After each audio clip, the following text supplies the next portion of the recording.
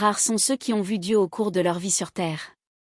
Cependant, ceux qui n'ont pas eu autant de chance n'ont pas à craindre, car nous le verrons tous après la mort, mais pas immédiatement. Mais nous verrons éventuellement. Alors, à quoi ressemble Dieu ou du moins, comment les autres le voyaient-ils? Dans les temps anciens, les gens comparaient Dieu au soleil. Mais aujourd'hui, ce n'est plus le cas. Les personnes qui ont parcouru le chemin de la connaissance de Dieu ont décrit ce processus comme le processus d'étude du soleil. Les premiers hommes ont étudié cette étoile qui produit la lumière du soleil et nous donne de la chaleur. Ainsi, ce que nous savons de la comparaison entre le soleil et Dieu, c'est seulement qu'il est comparable au rayonnement solaire. Il est chaleureux, nous aime tous également. Alors qui est Dieu et comment l'atteindre? Afin de connaître et de comprendre Dieu, nous devons passer par plusieurs étapes de développement spirituel. Nous devons d'abord comprendre notre âme pour ouvrir la voie à notre subconscient, et alors seulement pourrons-nous nous connecter avec le Seigneur Dieu lui-même. Personne ne peut dire qu'il a connu Dieu sans passer par toutes les étapes importantes du développement spirituel, où le Seigneur Dieu lui-même est le but ultime de notre développement spirituel et de notre connaissance. C'est le début de tous les commencements, mais aussi la destination finale du voyage de nos âmes. Il est parfait, il possède toute la richesse, le pouvoir, la beauté. Il n'y a rien dans l'univers qui puisse le surpasser.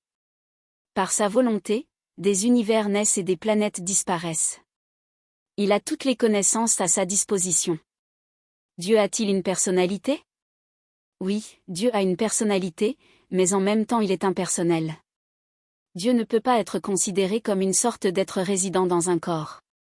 Dieu est entendement, esprit et en même temps la source d'où proviennent toute la nature rationnelle et l'esprit. Dieu est le début de tout ce que nous connaissons et connaîtrons dans notre vie. Si Dieu n'avait pas de personnalité, nous n'existerions pas. Et pourtant, il est impersonnel, omniprésent, au début de tout et dans tout ce que nous pouvons voir autour de nous. Il y a une étincelle de Dieu tout autour de nous, non seulement en nous, les humains, les animaux, le soleil, l'eau, les arbres, les fleurs, mais aussi dans l'électronique, les voitures et toute la technologie moderne à notre disposition. Tout a été créé par Dieu. S'il n'avait pas voulu que ces choses soient faites, elles n'auraient jamais été faites. Le Seigneur Dieu ne s'est jamais pleinement manifesté ni apparu sur terre au cours de toute son histoire. Oui, Jésus-Christ, Bouddha, Krishna et d'autres grandes âmes étaient censés montrer aux gens le chemin le plus pur possible à travers leur vie et les rapprocher de Dieu à travers eux-mêmes.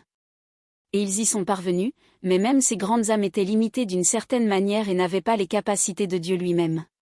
Cependant, ils étaient encore plus parfaits que nous et avaient un grand pouvoir pour conduire l'humanité vers le meilleur qu'elle soit.